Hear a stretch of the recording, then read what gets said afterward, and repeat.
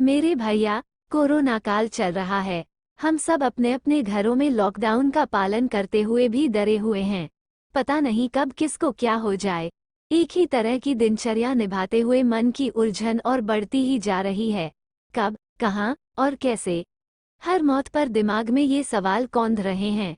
अरे, अभी उनसे 10 दिनों पहले ही तो बात हुई थी और आज विवशता, हताशा और पीड़ा का मिला-जुला रूप हम सब पर भारी है। कैसी महामारी है कि हम अपनों तक पहुंच नहीं पा रहे हैं जब उनको हमारी सबसे ज्यादा जरूरत है। स्पर्श, प्यार के दो बोल और सेवा के लिए तड़पते हमारे अपने अकेले में किस से गुहार कर रहे होंगे?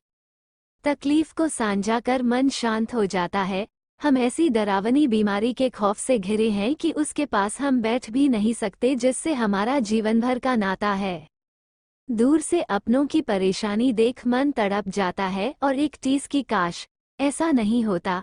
हमारे अपने बिछुड़ रहे हैं और ऐसी बिछुए कि हम फिर से मिलने की आस भी नहीं संजो पा रहे हैं। मेरे दिल में यही सब बातें चल रही थी कि माँ आकर मेरे पास खड़ी हो गई। नम आंखें बहुत कुछ कह रही थी। मुझे सीने से लगाते हुए बोली, शरद नहीं रहा बिट्टू। कोरोना के काल ने उसको अपनी चपेट में ले लिया। मैं स्तब्ध माँ का चेहरा देखती रही। खामोशी के बीच हमारे अंदर दिल चीर डालने वाला दुख साझा हो रहा था। आंखें उमड़ रही थी। माँ के जाते ही औंधेमुन बिस्तर पर कटे पेड़ की तरह ढह गई मैं। आंसू हमारे सुख दुख की साथी तकिया को भिगोते रहे। शरद भैया से मेरा खून का रिश्ता नहीं था, पर खून के रिश्तों पर हमेशा भारी रहा है यह आत्मिक रिश्ता।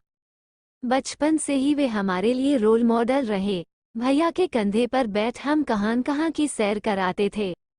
मैं छोटी छोटी समस्याओं पर उनके पास पहुंच, रोते हुए और अपनी फ्रॉक से आंसू पोंछते हुए उनकी गोद में सिर रखकर शिकायतों का पुलिंदा खोल दिया करती थी।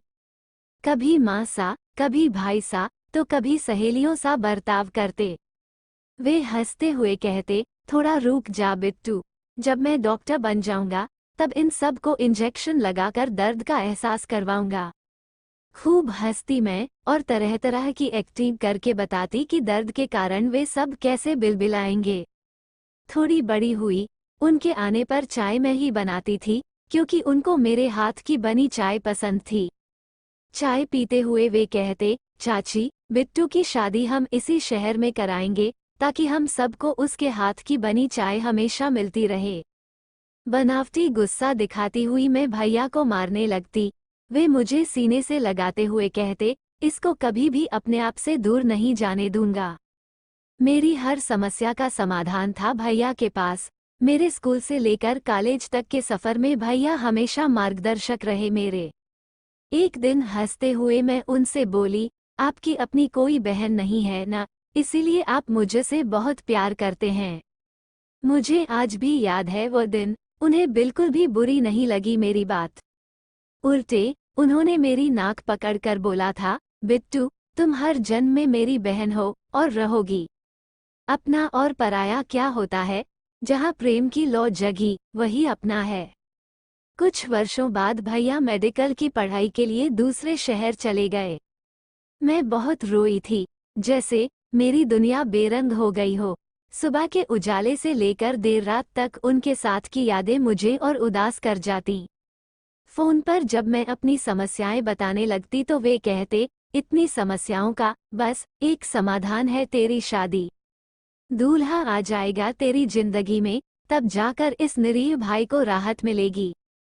गुस्से से कहती मैं, अच्छा तो आप मुझसे छुटकारा चाहते हैं। इतनी जल्दी नहीं छोड़ने वाली मैं आपको, और वैसे भी पहले आपकी शादी होगी तब मेरी। भैया के डॉक्टर बनते ही उनकी शादी हो गई। खूब नाची थी मैं। खुशी मेरे दामन में नहीं समा रही थी। बाद के दिनों में वे मुझे चिढ़ाते, चाची, मेरी शादी में नागिन डांस के लिए तो इसको पद्मश्री अवार्ड मिलना चाहिए था। वक्त के साथ हम सब बदलते गए। मेरी भी शादी हो गई। जिम्मेदारियों ने पैरों में बेड़ियां डाल दी। माँ की आवाज सुनकर मैं आंसू पोंछते हुए बैठ गई। अपनी गोद में मेरा सिर रखकर प्यार से हाथ फेरते हुए माँ बोली, बिट्टू, तुम्हारे अंदर एक जीव पल रहा है, वह भी तो तुम्हारे खाने का इंतजार कर रहा है। पेट पर हाथ रखकर सोचने लगी मैं, काश भैया मेरी कोख में आ जाते। मैं माँ बनकर उनका खूब ख्याल रखती और अपने से कभी भी दूर न जाने देती। बहुत प्रयास करने के बाद मैंने खुद को संयत कर भाभी को कॉल किया। उनके रोने की आवाज मेरे कानों में पिघले शीशे की तरह आहत कर रही थी। शरद बगैर मुझसे कुछ बोले चले गए, बिट्टू, मैं अब किसको प्यार करूंगी, किसके सहारे रहूंगी?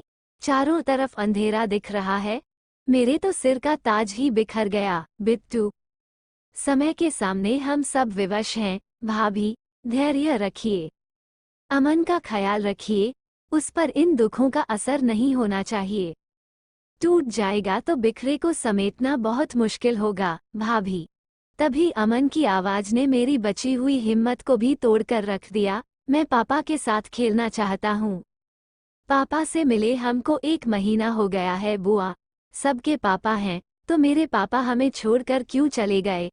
बताओ बुआ। सांत्वना के शब्द यहीं पर खत्म हो गए थे मेरे। मैं शून्य में निहारते हुए बोली, इसका जवाब किसी के पास भी नहीं होगा। अमन बेटा।